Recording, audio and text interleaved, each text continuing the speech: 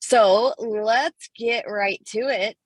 So a couple of quick, like easy announcements. Next week, we will not have a live Sunday call. It will be pre-recorded and I'll send it out in the morning. On Sunday morning, I'm traveling, so I won't be able to do our Fitme family meeting live, but I will send it out. The following week will be live again, like normal, like we are today. And then the week after that is Christmas weekend. And so that one will be pre-recorded also. So just wanted to give you guys a heads up for that. The pre-recorded coaching calls will just be sent to you via your app, like a messenger, like via the messages. So look for that on next Sunday. Thank you to everybody who has participated so far in our Give Back event. So we had tons of people participate, donating to raise money for Operation Home Fund, and then doing some sort of 5K. I was like joking when I sent it out that you could do horseback riding, but Coach Sam did it via horseback. So, but we had people do it all sorts of ways, split it up. It is not too late to participate. So we kind of planned it to be this weekend, but if you didn't get it in or you were like kind of missed the memo because it's a busy season, I'm going to leave the sign up page open all week. And so if you missed it and you want to get it done, then you can still register. It's $40 and you get a shirt if you register, but you can donate whatever you want. So if $40 is in your budget, you could donate $5. If you would like to donate more, you could do that. So you can choose what's right for you, and I'll leave that open all week. So if you missed it, you can jump in. And I think that's it announcement wise. And thanks to everybody who organized the meetups. So we had a bunch of those that happened like all over the country in different spots. So thanks to everybody who organized.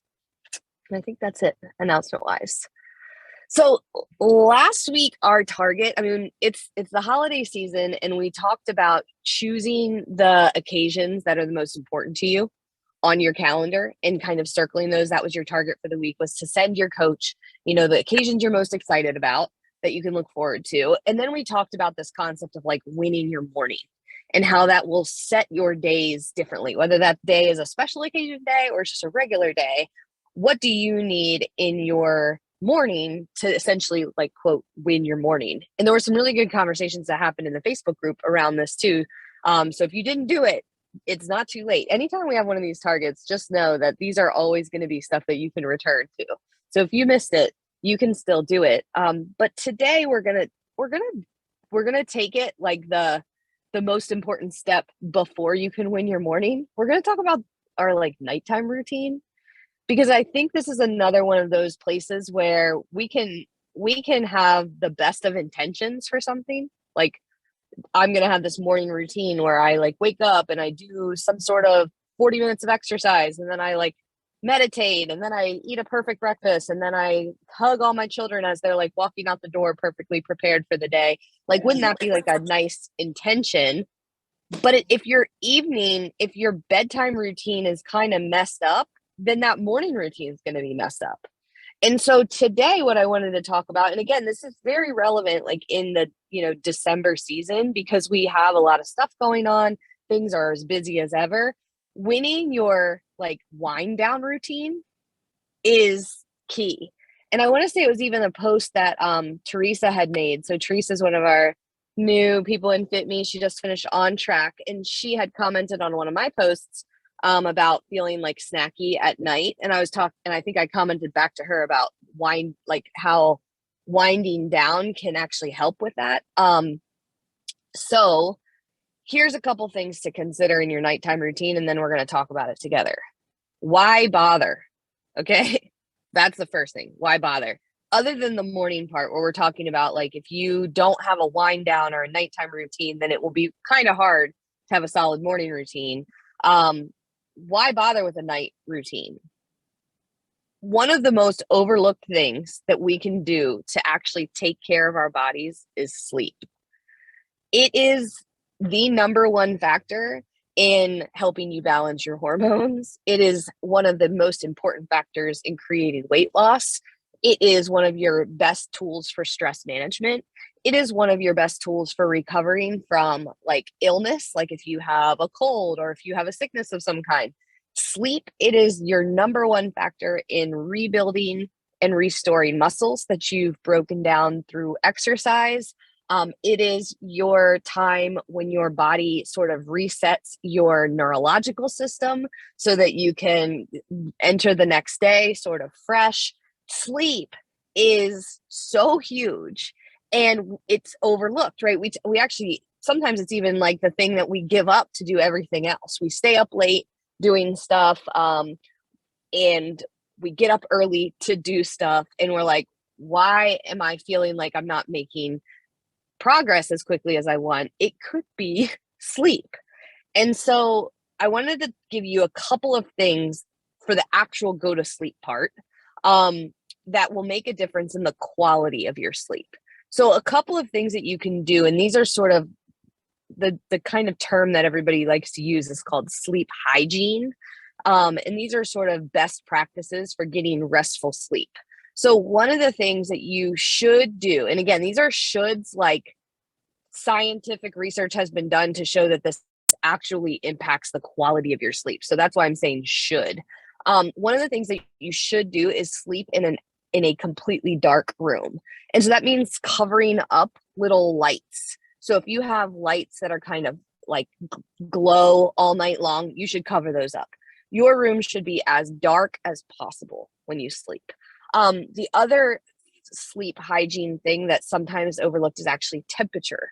And so when our rooms are just a little bit cool, we sleep better. And so that's something that you can do to help yourself get more restful sleep. The last thing, and this is going to transition into our wind down routine, is distancing that light exposure. So our bodies are supposed to go through this normal up and down. If we were just living outside, right, without our modern lights and things, our bodies would have a normal up and down based off of the sun. We would wake up because we have light. As the light goes away, we start to wind down, we go to sleep, and so on. And so what we have access to, because we live in modern times, is light at all times. And what it does to our body is it confuses our body that it's not time to wind down.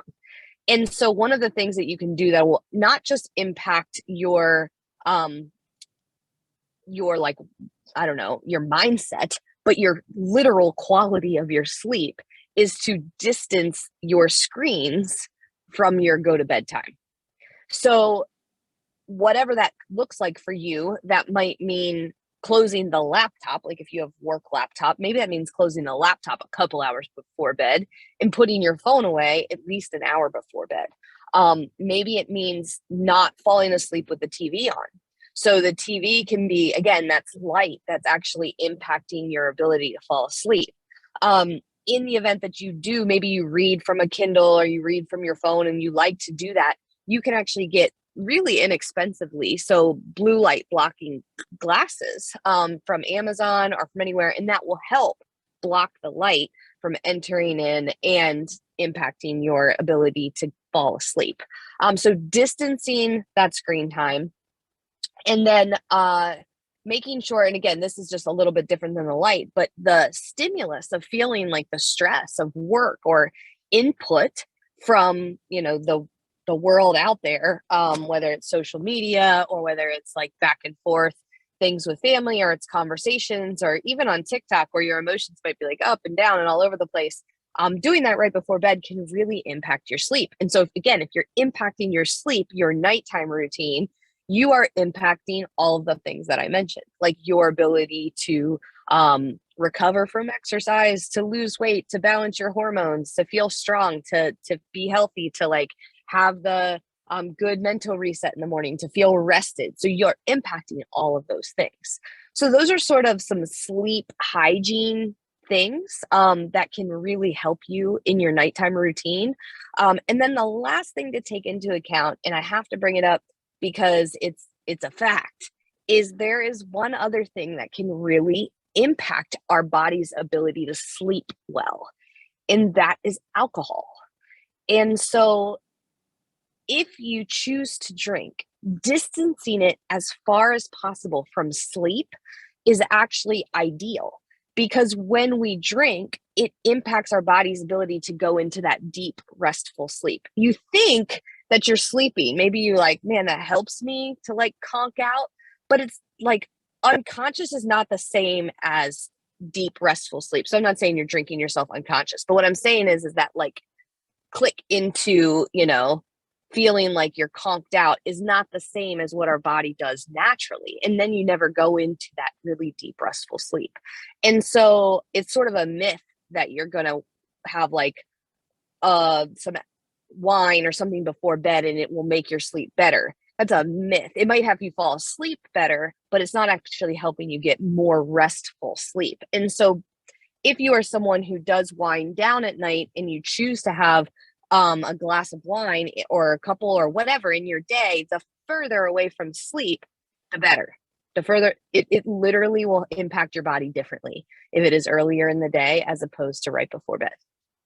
So what I want you to do this week is I actually want you to consider the things that we've talked about, like in terms of sleep hygiene. How can you improve your sleep setting? Can you hide some lights? Can you get the temperature better? What can you do for yourself in terms of distancing the screen time from when you go to bed? And then what do you need in your night routine that helps you wind down so that you can get the rest you need for the next day? So I'd love to kind of open this one up and talk about it a little bit and hear if you already have a really good nighttime routine, what it looks like. If you don't have one and struggle with it, we can talk about that and kind of troubleshoot. But your target this week is to improve your nighttime routine. I promise you, even if you have one, every single one of us can make an improvement to it. And especially if you're not getting enough sleep, improving your nighttime routine might be like going to bed earlier. And going to bed earlier doesn't necessarily have to mean like if you're an 11 o'clock go to bed person that all of a sudden you're going to bed at 9. You could go to bed at 10:45 and that's an improvement. Going to bed 15 minutes earlier is an improvement. So it doesn't have to be like all or nothing, but just backing it up a little bit. So what are your thoughts? Talk to me about nighttime routine and sleep quality.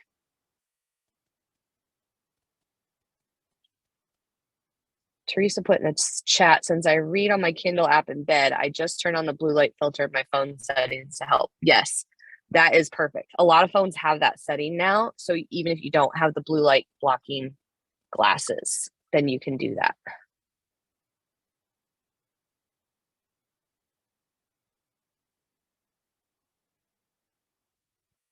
Who has like an excellent wind down bedtime routine who can share it or who's worked on this before?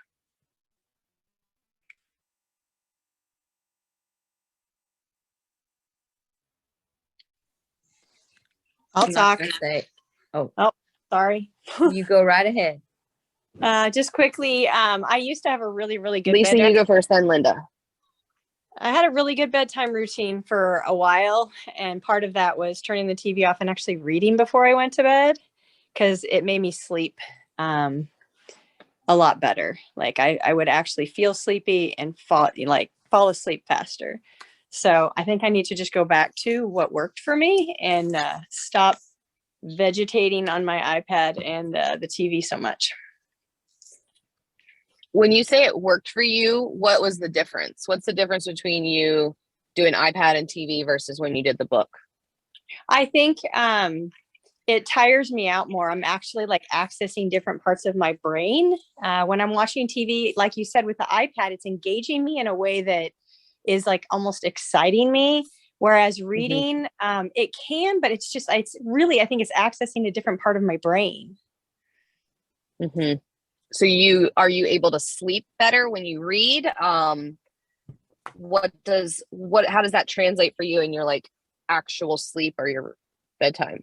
So my problem in sleeping is getting to sleep. I sleep fine once I am asleep.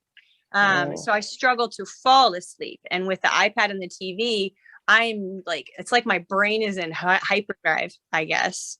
And when I read, I feel like I can wake up and the book will literally be laying next to me. Like I can fall asleep actually reading, or I can put the book down and it's not something that it's just, I'm not overthinking it and over processing what was coming in, like I do with electronics. Mm-hmm. That's interesting.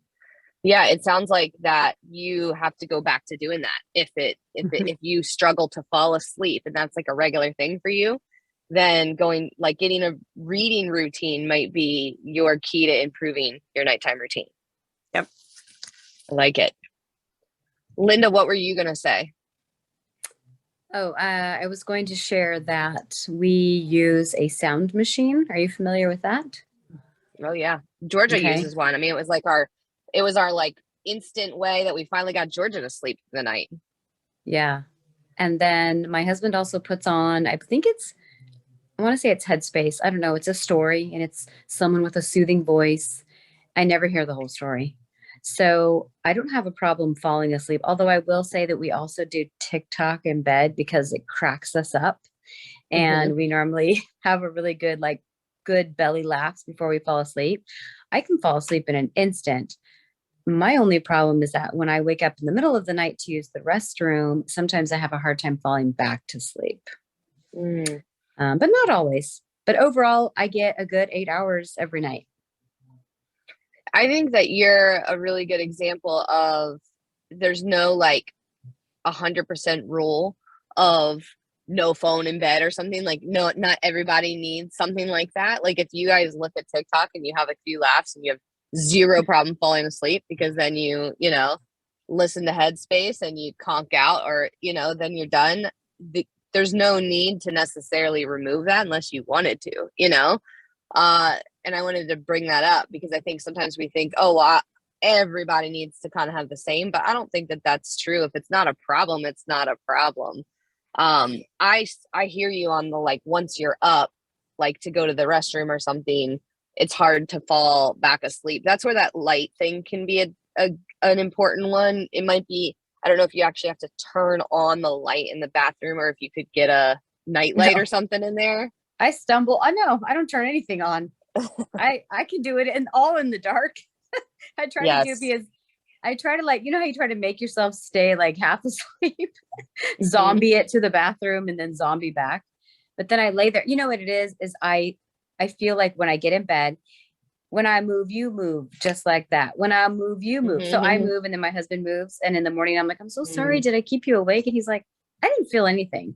But it's that self-conscious feeling of if I move, I'm going to disturb him. And then he moves. And then you don't want to move. And it's weird. One thing that I have heard, and I have tried this and it works, is if you end up awake and then you need to fall back asleep, is doing deep kind of slow count breathing. Inhale really slow into your belly and then exhale really slow, but you have to count. And if you do 7 to 10 of those jokers, you're out. Okay, I'll try it. Yeah, it's definitely worth a try. Awesome. Brenda, did you disappear? I know you just put in the chat that oh, there you are. Yeah, Kaylee was being feisty, so I decided it was probably time for dinner. One of the things that just hit me thinking about phone or iPad versus book, and I'm not a person that reads books on my electronics. I'm a touchy turn the pages book person, but I just realized, and Lisa saying, different parts of your brain, I have had a problem with scrolling through Facebook or scrolling through Instagram or whatever in bed, but it makes sense to me. You're actually you have to touch your phone. You're physically moving more and having more brain interaction than reading a book. Even on an electronic device, you just have to flip the page.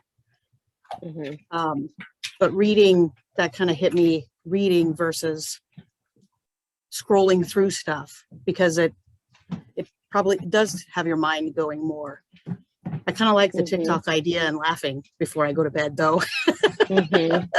I downloaded the TikTok app and I had a friend put me to some pages that were really good, growth podcasts and stuff, but I still haven't even played with it. But I know there's a lot of hilarious stuff on there. And Christy knows my sleep is all jacked up. I had problems getting to sleep and staying asleep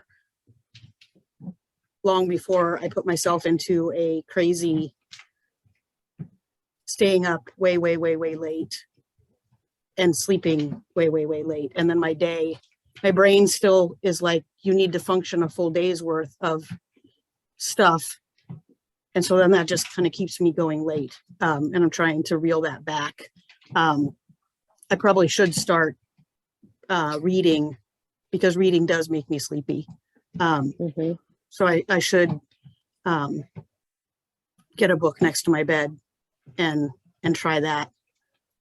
And I keep my phone next to my bed charging. It's always on vibrate and I never hear it, but living alone and such, it's just a security thing for me. But not having it in my hand, I should be able to swap that out with a book. I think too, it's like, if you're going to work on your sleep routine because you know your body needs it and you know you want to, then just know that like it might take a little while before it starts to work. So for example, maybe you start thinking like, okay, well, I'm going to try to read at night before bed so I can fall asleep better. I'm going to do less screen. So the first 3 nights you might read and then you're going to sit there and you're going to be like, I'm not tired. I'm going to go play with my phone. And you're going to have to feel that before your body starts to adapt. So specifically when we get in that's like, quote routine, if you're accustomed to fall asleep at 1 or 2 in the morning, it'll take a little bit of work to like back it up. So think, okay, well, if I normally wouldn't even head to my bedroom until this time, let me try to head to my bedroom a little bit sooner. And that can be helpful. It's like, when can you initiate the routine? So that's one of the reasons that we're talking about this, because if you can decide like, oh, I do this almost like ritual before I go to sleep. I do X, I do Y, I do Z, and then I fall asleep. It's easy to start that sooner. And so kind of creating a predictable routine for yourself, and then allowing yourself time to adapt to it can be really helpful. And if you are somebody who maybe wants you want to wind down on your device, maybe that is something that you do out of your bed would be my recommendation. So sit out on the couch or on a chair. If you want to scroll TikTok because you're winding down or you want to read articles or whatever, do that in that chair. But then once you are going into your bed, it's bedtime routine time. That's when the phone gets plugged in, wherever you put it. And then you start doing the reading or whatever you're going to do. The scrolling time is done. The laptop time is done. Like, it doesn't get to go into your bed. It has to live outside of that. And then every improvement counts. So again, this is one where you get a big bang for your buck. If you are sleeping 5 hours a night and you can get yourself to 6, that is a big improvement. If you're sleeping 6 and you can get to 7, same thing. Big changes will happen. If you're sleeping 8, you're in business. 8 to 10 is ideal. 8 to 10 hours a night is ideal. So Brenda, I like what you just shared, and I think that would be my recommendation, is try to do that scroll outside of your bed and then start that, whatever process it would be for you to actually fall asleep, start that sooner. See if you can't back yourself up. I have a question on adjusting. My brain tells me, hey, come here. My brain tells me to work on the adjustment, not necessarily to make it faster, but so say I'm adjusting from the 1 to 2 a.m. and trying to adjust back. My brain tells me still get up in the morning when I want to get up, which is earlier than I have been. And that would help me adjust. It would help me adjust sooner, because then I'll be tired. So like shorting yourself some sleep to make the adjustment. But that seems in your case, I think that would be oxymoron. helpful. No, I think that would be helpful. I think if you know that you have the flexibility to sleep in and you can help yourself by making yourself get up earlier, then you're going to be more tired at night. And if you have a non-negotiable wake up time, like you're like, I am up and out of bed at this time, you are far more likely to go to sleep earlier. So I think those two things do go together for you. Absolutely. If I'm not in getting short enough term, sleep that's now, helpful. Yeah. In the short term, I don't think I'm going to hurt myself anymore. No, Really. I think that'll be helpful. Yep. I think can't- that'll be helpful too. I wait for the day when I wake up, even feeling some fraction of refreshed, because I haven't woken up feeling good for years. So this one's a good one then. It's a low hanging fruit for you. That means there's so much potential here. When it's like not in a good spot, then it's like, you know what? There's lots of improvements to be made here. And there's lots of like positives to come. So I like a little bit late, but sleep is so gears everything. Everything. Yeah, and we need it. I'll be excited to hear your progress in this category. It's going to make a big difference. So this is your target for the week. I want you to make an improvement to your bedtime routine. A tangible, did you do it? Yes or no change. Whether that's go to bed early, whether that is adjusting some piece of your routine to make for better sleep, like we just talked about, whether it is doing something to set yourself up for success in that bedtime routine, like you can even like preempt it, like that counts. Like for example, like I was talking about, like if you somebody who does a glass of wine, do it earlier rather than later. See how that makes a difference in the quality of your sleep. So that's your target for the week. Reach out to your coach, let them know what you're going to do, and then do it. This one's got big payoffs, and it's a perfect time to work on it right now during the holidays. So thanks guys for plugging in. It's great to see your faces. If you need anything, reach out. And remember, there's no live Fitme family meeting next Sunday. It'll be recorded and sent out Sunday morning. And then I will see you guys the following week. Sweet. All right, guys. See you later.